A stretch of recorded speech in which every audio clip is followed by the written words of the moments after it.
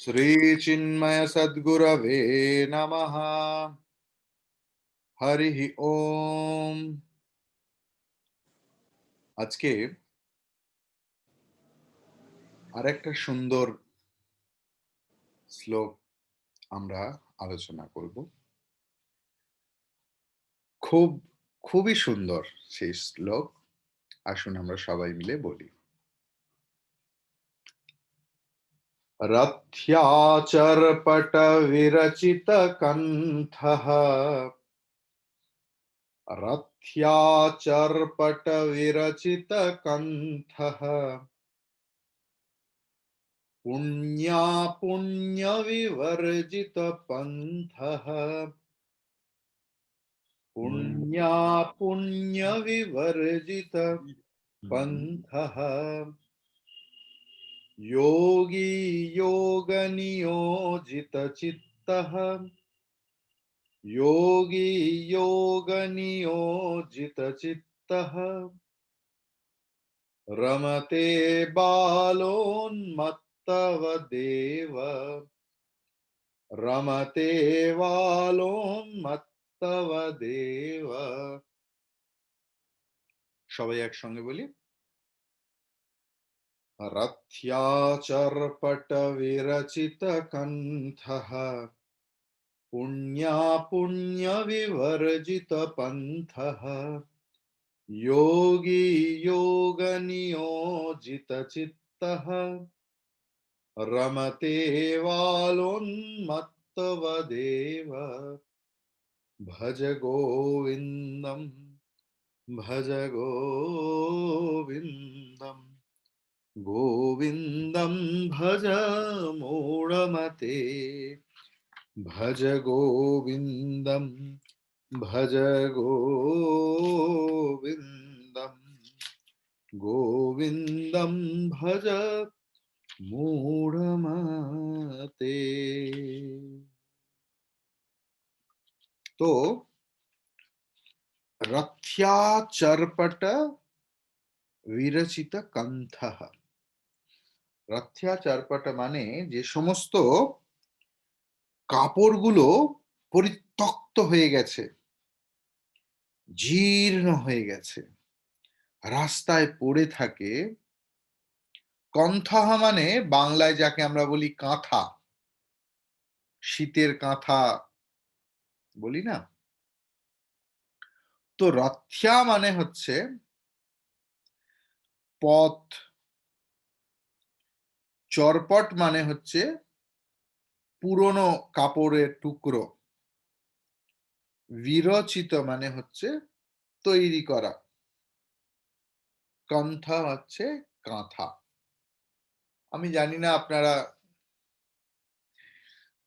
বাংলার বাইরে হয়তো অনেকেই মানুষ হয়েছেন বা কিছু, যারা একদম নির্ভেজাল বাঙালি বা বাংলায় বাস করেছেন, কাঁথা শব্দের সঙ্গে খুব বেশি পরিচিত আছে। শুধু আমাদের কেন বলবো, আমার এক বিদেশি স্টুডেন্ট এসছিল, তার বয়স প্রায় ৬০ বছর।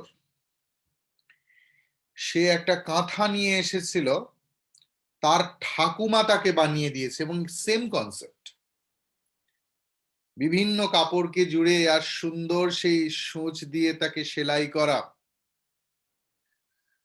আমি জানি না আপনারা কতজন জসিম উদ্দিনের নকশি কাঁথার মাঠ পড়েছেন, সেখানে কাঁথার কথা বলা হয়েছে। এখানে রথ্যাচর্পট বিরচিত কণ্ঠঃ, যে সমস্ত পরিত্যক্ত জীর্ণ বস্ত্রখণ্ড রাস্তায় পড়ে থাকে, সেগুলোকে সেলাই করে যে কাপড় পরিধান করে, পুণ্য অপুণ্য, পুণ্য মানে সুকৃতি, অপুণ্য মানে পাপ, বিবর্জিত পরিত্যক্ত, বিশেষ রূপে বর্জিত হচ্ছে বিবর্জিত। পন্থা হচ্ছে পন্থা, মানে যিনি পাপ পুণ্য বিচারের পথের ঊর্ধ্বে চলে গেছেন। যোগী হচ্ছে কিছু বলার নেই, মুনি। যোগ নিয়োজিত চিত্ত, যার চিত্ত পরিপূর্ণ যোগে সব সময় অধিষ্ঠান করছে। রমতে ক্রীড়া, রমতে বালবৎ। রমতে মানে রমন করে, আনন্দ দেয়। রম ধাতু থেকেই কিন্তু রাম এসছে। এইটা মনে মনে রাখতে হবে যে রম ধাতু থেকেই কিন্তু রাম এসছে। যে যেখানে রাম মানে যিনি আমার মনের মধ্যে সর্বদাই বিচরণ করছেন, রমণ করছেন, আনন্দ দিচ্ছেন, তিনি রাম। আমার ক্লাসেই কেউ কেউ আছে যারা রাম বিরোধী। সে রাম বিরোধিতাই করুন আর যাই করুন, বিষয় হচ্ছে যে রম ধাতু থেকে রাম এসছে, এবং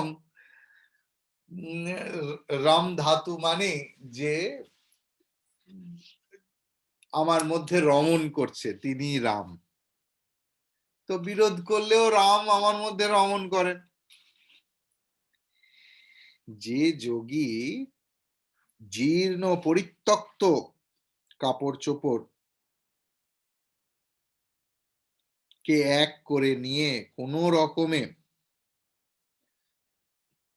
একটা জামা কাপড় পরে, যেরকম বাউলরা বাউল সম্প্রদায় পরে, যিনি গতানুগতিক জীবনে চলতে ভালোবাসেন না, আর যার চিত্ত সতত যোগেই সমাসীন। যোগ এসেছে ইউজ ধাতু থেকে। ইউজ মানে সংযোগ। যখন যার মন সম্পূর্ণভাবে ভগবানে বিলীন হয়ে আছে, ভগবানে যুক্ত হয়ে আছে, তিনি যোগী। যোগ বলে আলাদা কিছু নেই। হ্যাঁ, কিছু পন্থা থাকতে পারে যাতে আমার মন সারাক্ষণ তার সঙ্গে যুক্ত হয়ে থাকে, কিন্তু যার মন যেভাবেই হোক সেই পরমাত্মার সঙ্গে যুক্ত হয়ে আছে সব সময়, তিনি যোগী। তো এখানে বিষয় হচ্ছে যে জীর্ণ তক্ত বস্ত্র খণ্ড বিরচিত গাত্রবাস যার, যথেচ্ছ চলেন যিনি, নেই পাপ পুণ্যের বিচার, আত্মানন্দে নিরন্তর যে যোগীর চিত্ত নিয়োজিত, উন্মাদের তুল্য তাঁর আচরণ কিংবা বালোচিত। আমরা যদি বিবেক চূড়ামণি নামক কোন গ্রন্থ নাম শুনে থাকি, তাহলে দেখব যে সেখানে ভগবান শঙ্করাচার্য ঠিক একই কথা লিখছেন, যে যিনি জীবন মুক্ত, যিনি জ্ঞানী, তিনি কিরকম হবেন? না কখনো বালবৎ, কখনো পিশাচবৎ। তার যেমন ইচ্ছা, জগতের কোনো নিয়ম তাকে বাঁধতে পারে না, কেউ তাকে চিনতে পারে না। যোগীকে চেনা সম্ভব নয়, জ্ঞানীকে চেনাও সম্ভব নয়। ধরে নিলাম ভগবান রামচন্দ্র জ্ঞানের পরাকাষ্ঠা, তার মানে তিনি জ্ঞানী। মাত্র কয়েকজন ঋষি তাকে চিনতে পেরেছিলেন। শ্রীরামকৃষ্ণের আজকে এত বড় বড় মন্দির, এত বড় কিছু, এত সংগঠন, ঘরে ঘরে শ্রীরামকৃষ্ণের পূজা। যদি পারেন কেউ পড়ে দেখুন, লীলা প্রসঙ্গ বলে একটা বই আছে শ্রীরামকৃষ্ণের জীবনী, অথবা দ্য ডিভাইন প্লে বাই স্বামী শারদানন্দ। কি কষ্টের মধ্যে মানুষটার দিন গেছে। শেষ বয়সে 50 টাকা ভাড়ায় একটা বাড়িতে থাকতে হয়েছিল কাশীপুর উদ্যান বাটিতে। কিনা অবতার বরিষ্ঠায় স্বামী বিবেকানন্দ লিখছেন না, স্থাপকায় চ ধর্মস্য সর্বধর্মস্বরূপিণে। তুমি সমস্ত ধর্মকে স্থাপন করেছো, সব ধর্মের স্বরূপ তিনি। অবতার বরিষ্ঠায় রামকৃষ্ণায় তে নমঃ। তিনি অবতারের বরিষ্ঠ স্বামী বিবেকানন্দের ভাষায়। সেই অবতার স্বয়ং বিষ্ণু, যিনি জগৎ সৃষ্টিকর্তা পালনকর্তা। তার কিভাবে দিন যাচ্ছে না, 50 টাকা বাড়ি ভাড়া, তাও গৃহস্থ ভক্তদের মধ্যে বিচার চলছে কে দেবে।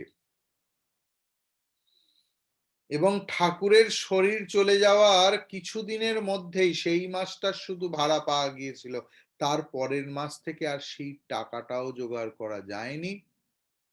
সমস্ত গৃহস্থ ভক্তরা এই স্বামী বিবেকানন্দ নামক যে সমস্ত যুবকেরা বেরিয়েছিলেন তাদের বলেছিলেন, বাবা তোমরা বাড়ি ফিরে যাও, বিয়ে থা করো, সেখানে গিয়ে ঘর সংসার করো। ঠাকুর তো বলেছেন ঘরে থেকে সংসার ভগবান লাভ হয় না। তারাই উপদেশ দিতে শুরু করে দিয়েছে। অবতার বরিষ্ঠায়। আজ আমরা এত মন্দির মসজিদ, এত সাধুদের এত এত ভেট নিয়ে যাচ্ছি, প্রণামী উপহার, খাবার খেয়ে খাইয়ে খাইয়ে সাধুগুলোর মানে সুগার, ডায়াবেটিস, কিডনি সব ফেল। দেখে আসুন সেবা প্রতিষ্ঠানে, একটা পুরো ব্লকে শুধু সাধু ভর্তি আছে, ভক্তদের প্রেমের নিদর্শন স্বরূপ। এত খেয়েছে আর এত খাইয়েছে, কিন্তু ভগবান শ্রীরামকৃষ্ণকে কেউ চিনতে পারেনি। একদিন কাঙালি ভোজন চলছে,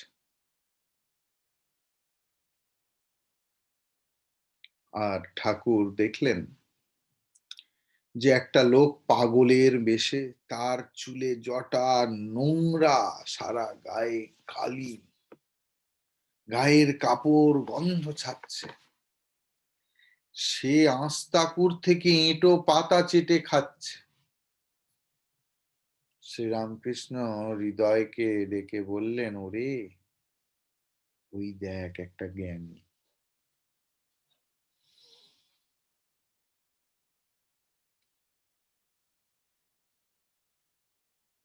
আমি তাই তো পাগল হলাম না, ওরে মনের মতো পাগল পেলাম না। সে জ্ঞানী তো নিজের ইচ্ছে পাগল সেজে আছে, যাতে লোকে তাকে চিনতে না পারে। হৃদয়রাম ছুটলো তার পেছনে, সে দেখলো আরে এ তো বেগতিক, এখানেও লোক পাগল সেজেও আমার ছুটি নেই। সে ঢিল ছুঁড়তে লাগলো, ছুটতে ছুটতে। আর হৃদয় তো মামার সেবা করে, এই হয়েছে সেবার মুশকিল। মহাপুরুষের সঙ্গে থাকতে থাকতে তাকে যে মহাপুরুষ সেই বোধটুকু চলে যায়, মানুষ বোধ হয়। 21 বছর সেবা করেছিল হৃদয়রাম শ্রীরামকৃষ্ণের, শেষে অধঃপতে গিয়েছিল। কেন না, দেব বুদ্ধি চলে গিয়েছিল। ভাবতে শুরু করেছিল আরে এ তো একটা পাগল বামুন বোধহয়, একটা এমনি এমনি করে থাকে আর সবাই তাকে মানে, আমিও করছি। ঠাকুরকে নকল করতে শুরু করলো। শেষ। তো ঠাকুর চিনেছিলেন, হৃদয়রাম ঠাকুরকে চিনতে পারেনি। খালি মনে হচ্ছে কিভাবে ভগবান লাভ হবে। শ্রীরামকৃষ্ণের বাণী রোজ শুনছে সকাল, তার কারণ আমরা যখনই দেখি যে শ্রীরামকৃষ্ণের সঙ্গে হৃদয়রাম। দেবত্ব বোঝা অত সহজ নয়। গায়ে গা লাগিয়ে 24 ঘন্টা থাকলেও বোঝা যাবে না। চিনতে গেলে আসল পাগল, ওরে প্রেমের পাগল হওয়া চাই, চিনতে গেলে আসল পাগল, তেমন পাগল কোথায় পাবো, যারে দেখে পাগল হব,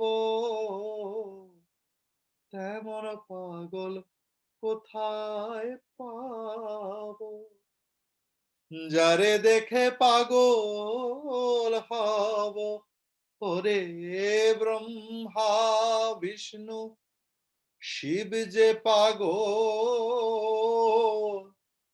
পাগল ছাড়া গতি নাই,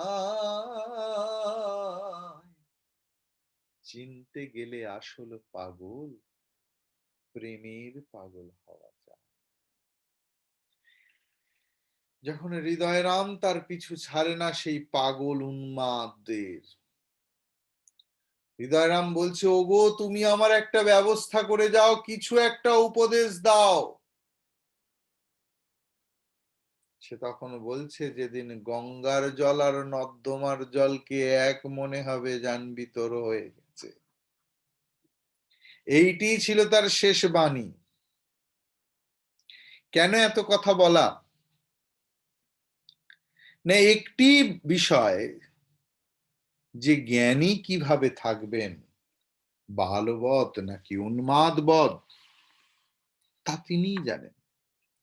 একজন আত্মদর্শী সিদ্ধ পুরুষ তার লক্ষ্য অর্জনের পর এবং তার ব্যক্তিত্বের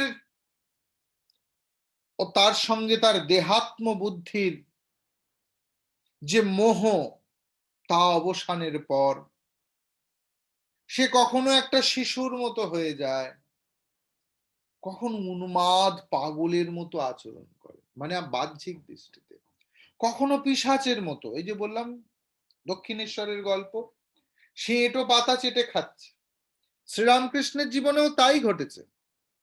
আপনারা যদি শ্রীরামকৃষ্ণের জীবন পড়েন তাহলে দেখবেন ঠাকুরও সাধনার সময় একটা সময় ওই আস্তাকুরের পাতা চেটে চেটে খাচ্ছেন, পিশাচ পথ।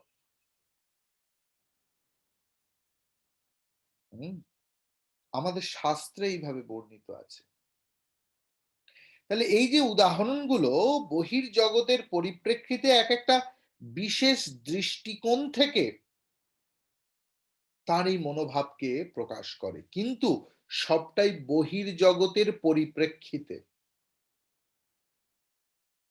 তার কারণ তিনি তো প্রকৃতপক্ষে শিশুও নন, উন্মাদও নন, ভূতও নন, পিশাচও নন, পাগলও নয়, কিচ্ছু নন, তবু যেন তাদের মতো। অর্থাৎ তাদের কতগুলো গুণ বা লক্ষণ তার মধ্যে দৃষ্ট হয়, দেখা যায়। সেই জন্যই বলা হয়েছে তিনি হয় শিশু বা উন্মাদ বা পিশাচ। শিশুদের মধ্যে ভালোবাসা ও ঘৃণা দুটোই দেখা যায়। তাদের নির্দোষ মনে যখনই যেসব ভাব ও আবেগের উদয় হয়, তখনই তারা তা প্রকাশ করে। হ্যাঁ, কখনো তারা এ করে না যে আরে এ তো অমুক লোক, একে কি করে এই কথা বলবো। তখনকার দিনের ঘোরতর রানী রাসমণি, তার দাক্ষিণ্যে বলা যেতে পারে আপাতভাবে শ্রীরামকৃষ্ণ এবং তার পরিবারের পরিপোষণ চলছে, মায়ের মন্দিরে ভজনা চলছে, গান চলছে। রানী, তৎকালীন রানী, যাকে ইংরেজ সরকার পর্যন্ত ভয় পায়, বসে আছেন। শ্রীরামকৃষ্ণ তখনকার দিনে পেটি চাকর, চাকরেরও অনেক নিচে। তার কারণ মন্দিরের ম্যানেজার অনেক বড় কিছু আর কি, মানে অ্যাডমিনিস্ট্রেটিভ পোস্টের দাম আছে বেশি না।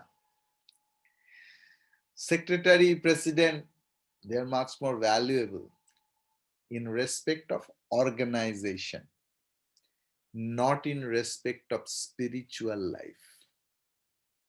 যাই হোক, তো কথা হচ্ছে পেটি চাকর ঠাকুরের নাম করছেন, হঠাৎ রানী রাসমণির দিকে চোখ পড়তেই দেখলো যে আরে এ কি করছে, গ্রাম্য মানুষ বোঝে না, ভ্যালুও বোঝে না রানীর, চপেটাঘাত, রিরি পড়ে গেল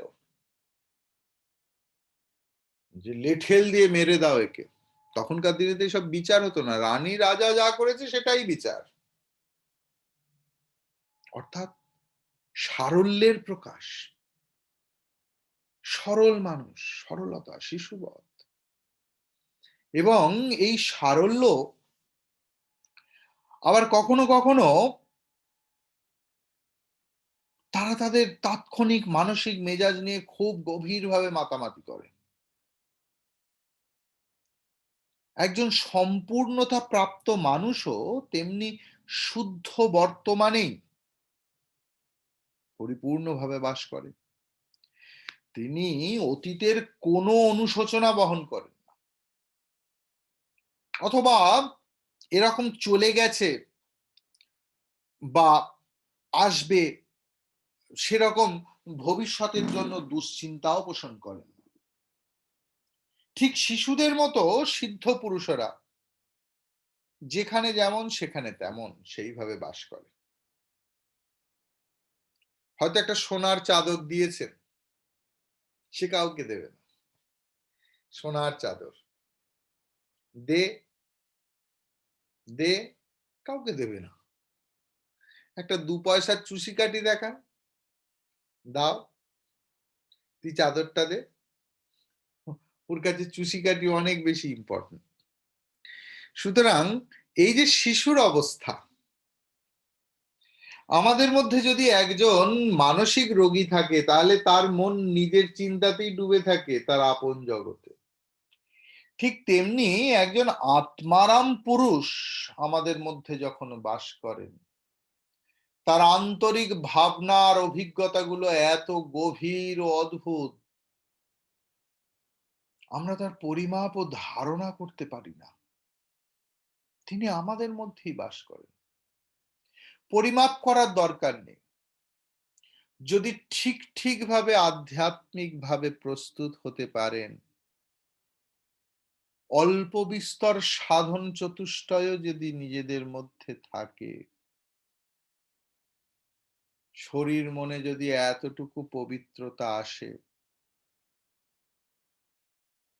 আমরা সেই সিদ্ধ পুরুষের কাছাকাছি এলে বুঝতে পারি নিজেদের মনের মধ্যে একটা সাংঘাতিক পরিবর্তন এসে গেল, আলোড়ন এসে গেল। জীবনে যদি অনেক সৌভাগ্য করেন, যদি কখনো কোনো ঠিক সাধু মহাত্মা জ্ঞানী যোগীর পাশে যান, দেখবেন নিজের মনের অবস্থা সমুদ্রের উত্তাল তরঙ্গ যেন নিমিষের মধ্যে স্তব্ধ হয়ে যায়, নিমেষের মধ্যে। এই হলো সাধু। এ কোনো ম্যাজিক নয়, এ কোনো মন্ত্রের বল নয়,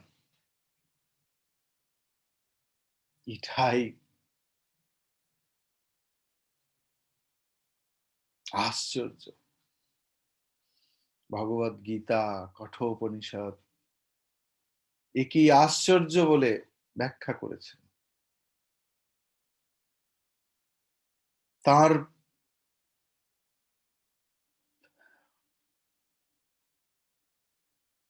পায়ের ধুলোর এতটুকু যদি নিজের মাথায় নিতে পারি,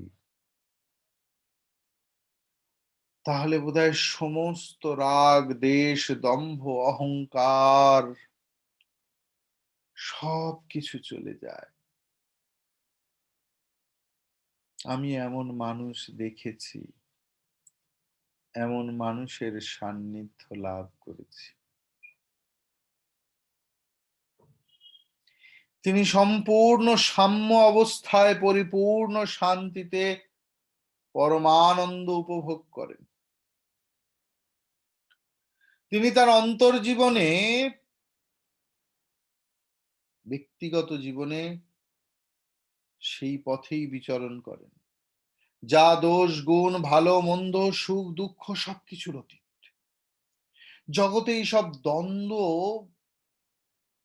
ভাবের যে অভিজ্ঞতা, পেয়ার্স অফ অপোজিট আমরা ইংরেজিতে যাকে বলি বেদান্ত পড়াতে গিয়ে, তা মনের একটা পরীক্ষামূলক দৃষ্টিভঙ্গির জন্য একজন সম্পূর্ণতা প্রাপ্ত, আমরা যাকে জ্ঞানী বলছি, সেই মানুষ কখনো দোষ গুণের দ্বারা প্রভাবিত হন না। এমনকি বেদও এই মহাপুরুষদের কর্মকে নিয়ন্ত্রণ করেন না। উপনিষদ উচ্চস্বরে ঘোষণা করছে যে যে মানুষ 3 গুণের ঊর্ধ্বে বিচরণ করেন তার জন্য ব্যবস্থাপত্রই বা কোথায়, নিষিদ্ধই বা কি। তিনি অকুত ভয়ে ভ্রমণ করেন, নিঃসঙ্গভাবে অরণ্যে শান্ত পরিবেশে দিন রাত্রি নির্ভয়ে একাকী বিচরণ করেন।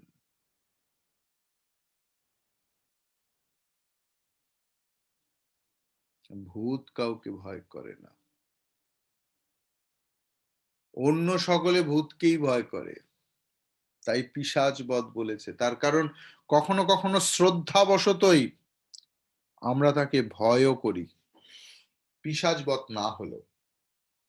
যেমন আমি শুনেছি আমাদের গুরুদেব প্রেমের সাগর ছিলেন, কিন্তু তার বাইরে এমন একটা কঠিন আবরণ ছিল যে কেউ একটা কথা বলতে পর্যন্ত কুণ্ঠাবোধ করতেন।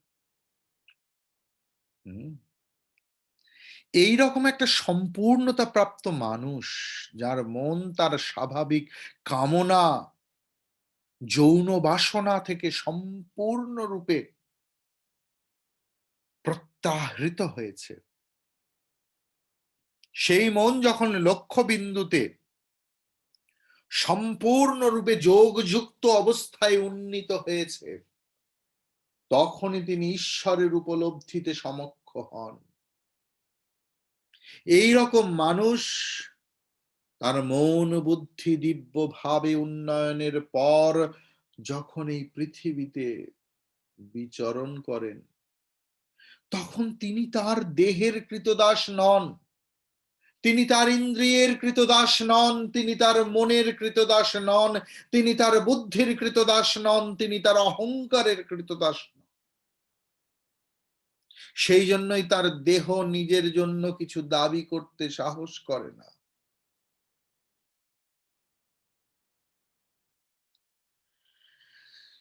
সোসাইটিতে থাকতে হয়, তাই তারা সোসাইটিতে জামা কাপড় পরতে হয়, না হলে তার সমাজে থাকা যাবে না। তাই তারা ব্র্যান্ড খোঁজে না, যে কালার প্লাস নাকি রেমন্ডস নাকি আরো সব কিসব আছে না, বিমলের কাপড় পাওয়া যায়, তারা একটা কিছু পেলেই হলো আর কি। আবার দামি কিছু দিলেও তাদের কোনো, তার কাছে তো কোনো ভ্যালু নেই, দিয়েছে ভক্ত পড়ছে, দেয়নি ভক্ত পড়েনি। তো এই রকম এই ছিন্ন কন্থা মানে ছিন্ন কাঁথা, ছেঁড়া কাঁথা, তার এই মনোভাবকে ব্যাখ্যা করে যে তিনি সবকিছুতে খুশি, যে আমাকে আমার ব্র্যান্ডেড জামা চাই, ব্র্যান্ডেড জুতো চাই তা নয়। যদি ব্র্যান্ডেড জামা জুতো আসে, আহা হা হা কি আরাম পরে। যদি ব্র্যান্ডেড জামা জুতো না আসে, আহা হা হা হা কি আরাম না পরে। বোঝাতে পারছি কি? এই হচ্ছে জ্ঞানীর অবস্থা। সুতরাং সমাজে প্রত্যেক মানুষেরই কিছু না কিছু কর্তব্য আছে, এবং সেই কর্তব্য কি করে না অধিকারের হাত ধরে ধরে চলে। এখন আমি যদি রাষ্ট্রের একজন নাগরিক হিসেবে সেই রাষ্ট্রের সংবিধান অনুসারে কিছু সুযোগ সুবিধা ভোগ করতে চাই, তাহলে আমি যে সমাজে বাস করি তার প্রতি আমার কতগুলো সুনির্দিষ্ট দায় দায়িত্ব পালন করতে হবে। যত কম সুবিধা ভোগ করবে তত কম কর্তব্য পালন করতে হবে। যত কম সুবিধা ভোগ করবে তত কম কর্তব্য পালন করতে হবে। মানে এটা তো বোধহয় সবাই বুঝতে পারছে। এখন কথা হচ্ছে যে একজন মৃত ব্যক্তি, যে লোকটা মারা গেছে, তার কি কোনো কর্তব্য থাকে? আর জীবিতদের মতো সুযোগ সুবিধাও ভোগ করে না একজন মৃত ব্যক্তি। এখন কোনো ব্যক্তির যদি অহংকার বোধের মৃত্যু হয় তাহলে কি হবে? এক ভদ্রলোক কাশিতে বসে আছেন, সাধু, সে সারাক্ষণ বসে থাকে। লোকে জিজ্ঞেস করছে, হ্যাঁ গো তুমি যে সাধু, তুমি সকালবেলা আহ্নিক করো না, জপ করো না, সন্ধেবেলা করো না, রাত্রিবেলা করো না, সারাক্ষণ কি এমনি হাঁটু দোলাও, হাসো, খাও দাও, আনন্দ, এইরকম করে কি হবে তোমার সাধনা? সে বলে, দেখো আমি করতাম তো, কিন্তু আমার যে অসৌচ চলছে গো। সাধুর আবার অসৌচ কি? কি অসৌচ? না, আমার দুটোই অসৌচ হয়েছে।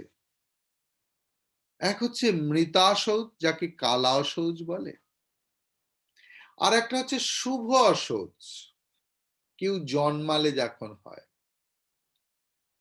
না, আমার অজ্ঞানের মৃত্যু হয়েছে, তাই মৃতাশৌচ বা কালা অসৌচ। আর আত্মজ্ঞানের জন্ম হয়েছে, তাইতে সব কিছুর ঊর্ধ্বে, জ্ঞানী সব কিছুর ঊর্ধ্বে, সমস্ত কিছুর ঊর্ধ্বে তিনি। এখন কথা হচ্ছে, ভারতের একজন খাঁটি সাধু আমাদের শাস্ত্র অনুসারে সমাজ সেবার কাজে দিন রাত নিরলসভাবে নিজেকে নিযুক্ত রাখে।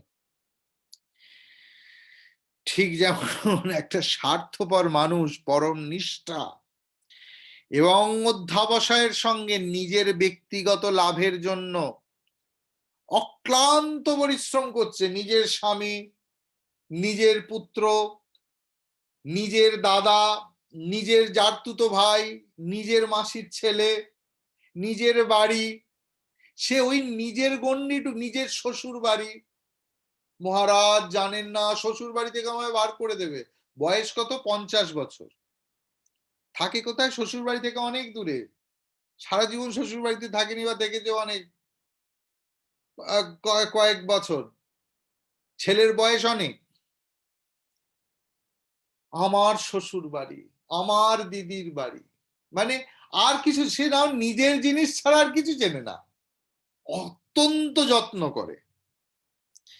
এখন কথা হচ্ছে যে এবার এরাও আবার মুক্তি চাইছে।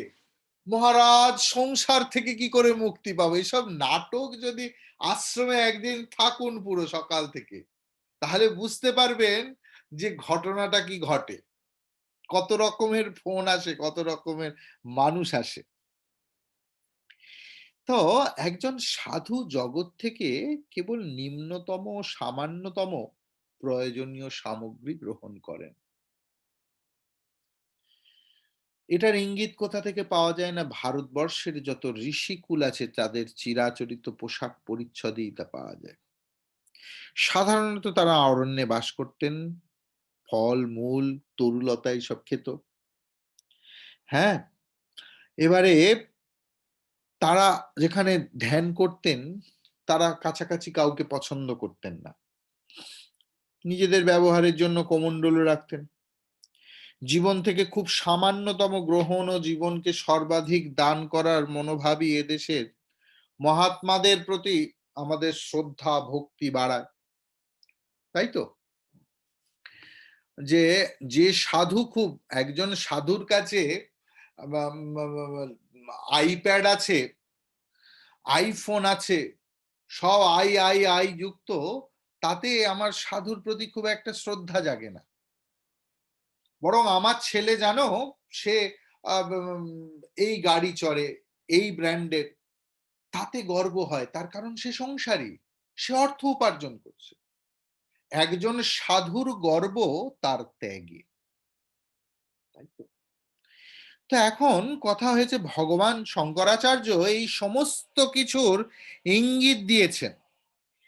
এখানে উনি বর্ণনা করেছেন যে পৃথিবীতে কেবল শতছিদ্র ছিন্ন কাঁথায় তারা দেহ আবৃত করেন, আবার এমনিও থাকতে পারে।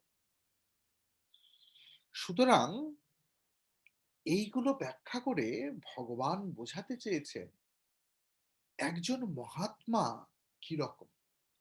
এখন বিষয় হচ্ছে যে আমরা যদি মনে করি যে মহাত্মা স্বামী চিন্ময়ানন্দজি, মহাত্মা স্বামী তেজমায়ানন্দজি, মহাত্মা স্বামী বিবেকানন্দজি, আমি নই, আমি সংসারী। মহারাজ কি করে বলেন? আমরা সাধারণ মানুষ, আমরা গৃহস্থ। ও, তাহলে এ পথ তোমাদের নয়, আপনাদের নয়। মহাত্মা হুড, মহাত্মা তত্ত্ব, কারোর ব্যক্তিগত সত্তা নয়। আমরা সবাইকে সেই পথেই যেতে হবে। অন্তত আমি সেই জন্যই সেই আশায় ক্লাস করি, সেই আশায় আমার আচার্য ক্লাস নিয়েছেন আমার।